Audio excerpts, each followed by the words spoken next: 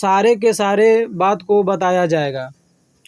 और इस चैनल पे आपको क्लर्क, जीडी, ट्रेडमैन, नर्सिंग सभी ट्रेडों की तैयारी बड़ी बेजोड़ से कराई जाएगी और विभिन्न सारे बुकों से तैयारी कराई जाएगी और राम सिंह यादव की बुकों से प्रेस्टिक सेट की भी तैयारी कराई जाएगी और आपको प्रेस्टिक सेट सॉल्व करने के लिए दिया जाएगा।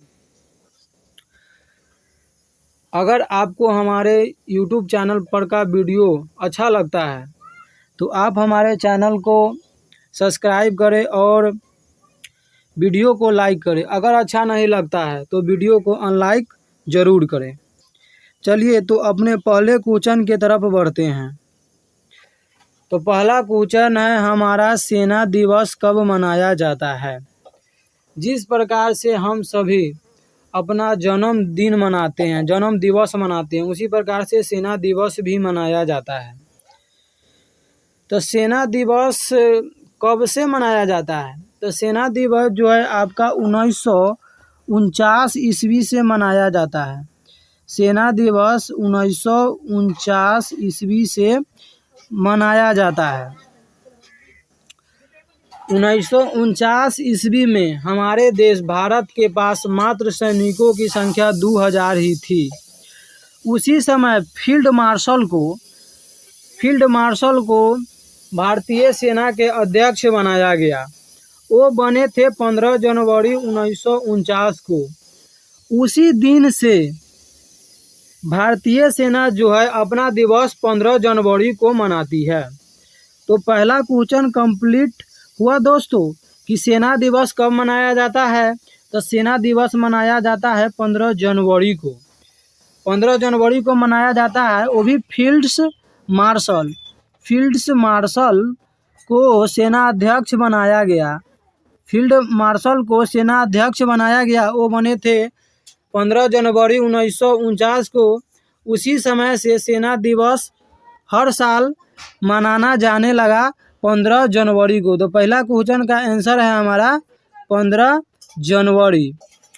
सेना दिवस कब मनाया जाता है? तो 15 जनवरी को मनाया जाता है। चलिए अब अपने अगले क्वेश्चन की तरफ बढ़ते हैं। दूसरा क्वेश्चन है यह है कि भारतीय सैन्य अकादमी कहाँ स्थित है? भारतीय सैन्य अकादमी कहाँ स्थित है? सैन्य अकादमी कहे तो इसका मतलब हुआ वहाँ हमारे भारतीय सेना को ट्रेनिंग दिया जाता है अच्छी प्रकार से। ट्रेनिंग तो ऐसे बहुत जगह दिया जाता है, परंतु भारतीय सैन्य अकादमी जो बनाया गया है वह कहाँ पे है? तो भारतीय सैन्य अकादमी देहरादून में बनाया गया है और भारतीय सैन्य अकादमी देहरादून में ही है। तो दूसरा क्वेश्चन हमारा यह है कि भारतीय सैन्य अकादमी कहाँ स्थित है? तो वह है देहरादून में। यह क्वेश्चन आपको कंप्लीट हो चुका है। तो चलिए अब अगला क्वेश्चन की तरफ बढ़ते हैं। तीसरा क्वेश्चन है कि अंतर्राष्ट्रीय महिला दिवस कब मनाया जाता है? तीसरा क्वेश्चन यह है कि अंतर्राष्ट्रीय महिला दिवस कब मनाया जाता है? महिला दिवस कहे तो जब महिलाओं पर अत्याचार हुआ था, बहुत सारे अत्याचार हुआ था, तब महिलाओं ने अपना हड़ताल शुरू की थी। वो की थी 23 फरवरी को है हड़ताल शुरू की थी। उस समय ग्रेगोरियन कैलेंडर में उस दिन 8 मार्च था। 23 फरवरी को महिलाओं ने अपना हड़ताल शुरू किया था। उस समय कौन कैलेंडर? ग्रेगोरियन कैलेंडर एक होता है, वह उस दिन 8 मार्च था। उसी दिन से महिलाएं का अंतर्राष्ट्रीय दिवस मनाया जाता है। तो अंतर्राष्ट्रीय महिला दिवस कब मनाया जाता है? तो 8 मार्च का। चलिए अब अगला क्वेश्चन की तरफ बढ़ते हैं। तो अगला क्वेश्चन है, विश्व में कौन सी महिला सबसे पहले माउंट एवरेस्ट पर चढ़ी थी? पुरुष भी तो माउंट एवरेस्ट पर चढ़े हुए हैं, परंतु महिला भी माउंट एवरेस्ट पर चढ़ी हुई है। तो विश्व में सबसे पहले माउंट एवरेस्ट पर चढ़ने वाली महिला कौन थी? तो विश्व में सबसे पहले माउंट एवरेस्ट पर चढ़ने वाली महिला थी जुंको तबई। ये जापान की थी, ये महिला जापान की थी। अगर ये क्वेश्चन पूछता है कि जुंको तबई कहाँ की थी, तो इसका आंसर हो जाएगा कि जापान की थी। चलिए अगला क्वेश्चन की तरफ बढ़ते हैं। करा भारत का अंतिम मुगल शासक कौन था? भारत का अंतिम मुगल शासक कौन था? तो भारत का अंतिम मुगल शासक था मोहम्मद बहादुर शाह, यानी कि बहादुर शाह जफर। बहादुर शाह जफर यह हमारे भारत का अंतिम मुगल शासक था। बहादुर शाह जफर हमारे देश का अंतिम मुगल शासक था। इनका पूरा नाम था सिराबुद्दीन मोहम्मद बहादुर शाह। इनका पूरा नाम था सिरामुद्दीन मोहम्मद बहादुर शाह। बहादुर शाह जो था वह हमारे देश का अंतिम मुगल शासक था और इनका पूरा नाम था सिरामुद्दीन मोहम्मद बहादुर शाह। चलिए अब अगले क्वेश्चन की तरफ बढ़ते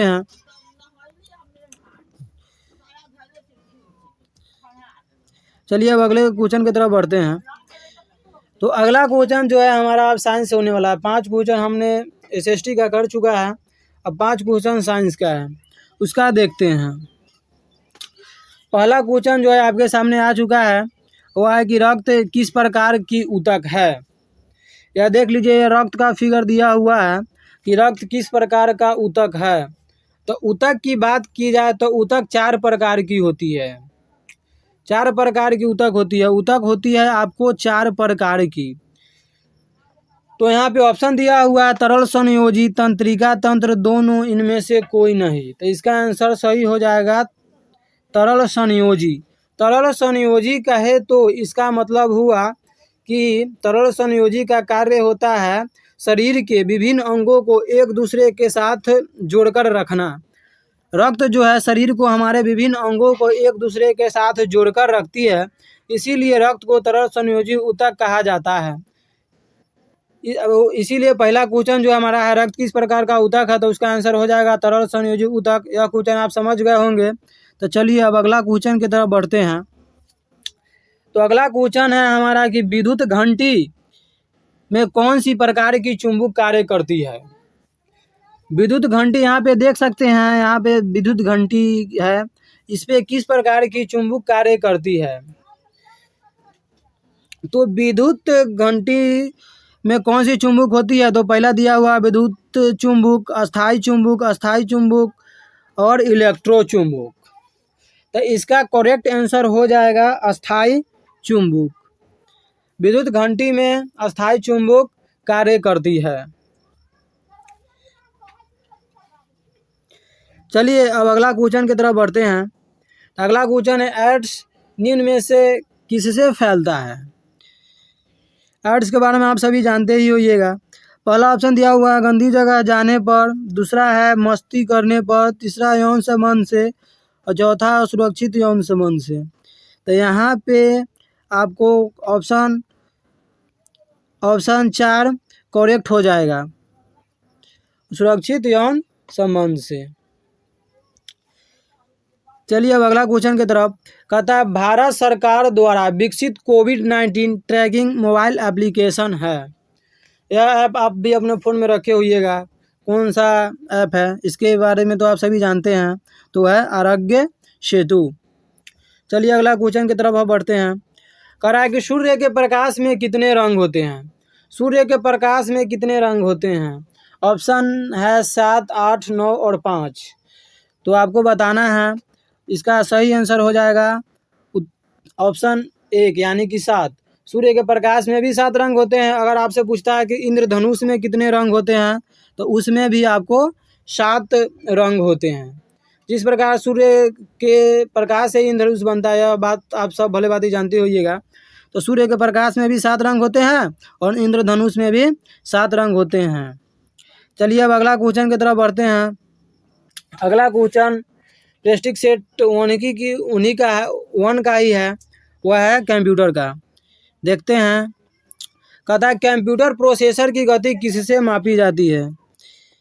इसी से कंप्यूटर प्रोसेसर की गति मापी जाती है। देख लीजिए, जिसका प्रोसेसर जितना तगड़ा होगा उसका कंप्यूटर उतना अच्छा वर्क करता है। तो आप सब फ़ोन भी खरीदते होइएगा तो देखिएगा कि जिसका हर्ट्ज ज़्यादा रहता है, HZ, हर्ट्ज को HZ से संकेत करते हैं। HZ जिसका ज़्यादा रहता है, हर्ट्ज जिसका ज़्यादा रहता है, वह फ़ोन ज़्यादा बेटर चलता है। तो कंप्यूटर प्रोसेसर की गति भी तो हर्ट्ज पर ही निर्भर होता है। तो कंप्यूटर प्रोसेसर की गति किससे मापी जाती है? तो हर्ट्ज से मापी जाती है। चलिए अब अगला क्वेश्चन की तरफ बढ़ते हैं। कह रहा है कि कौन सी मेमोरी स्टैटिक और नॉन वोलेटाइल होती है? पहला क्वेश्चन है कौन सा मेमोरी स्टैटिक और नॉन वोलेटाइल होती है? तो ऑप्शन है आपके पास रैम, रोम, कैश और बायोस। तो स्टैटिक और नॉन वोलेटाइल का मतलब हुआ कि आप उसमें अगर डाटा को रख दे तो आपका डाटा स्टैटिक रहता है, उड़ता नहीं है, तो है रैम। वो आपका आंसर हो जाएगा रैम। कौन सी मेमोरी स्टैटिक और नॉन वोलेटाइल होती है? तो होती है रैम। चलिए अब अपना अगला क्वेश्चन की तरफ बढ़ते हैं। इंटरनेट पर नेटवर्कों का फैला हुआ जाल आपस में जुड़ा हुआ नेटवर्क बनाता है, उसे क्या कहते हैं? तो उसे कहते हैं www। उसे क्या कहते हैं? उसे कहते हैं www। और www का फुल फॉर्म भी यहाँ पर हो जाता है वर्ल्ड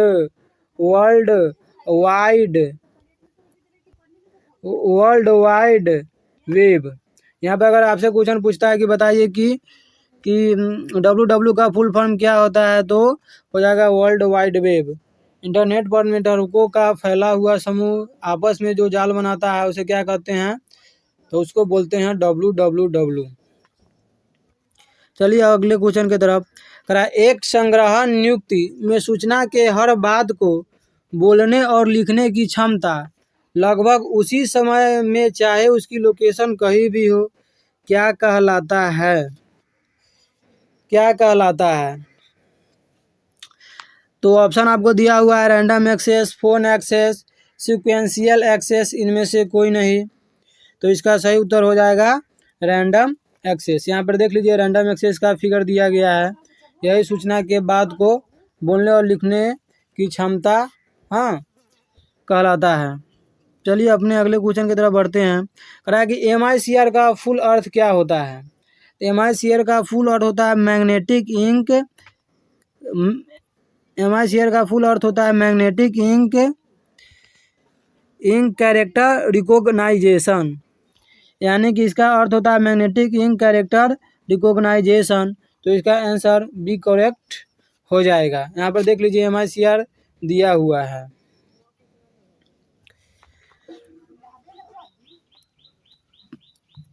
इसके बाद जो है अब मिलते हैं दोस्तों आपको अपने अगले वीडियो में। अगर मेरा वीडियो आपको पसंद आया है तो चैनल को लाइक कर दीजिए और यूट्यूब को लाइक कर दीजिए और चैनल को सब्सक्राइब कर दीजिए। धन्यवाद। मिलते हैं अब अपने अगले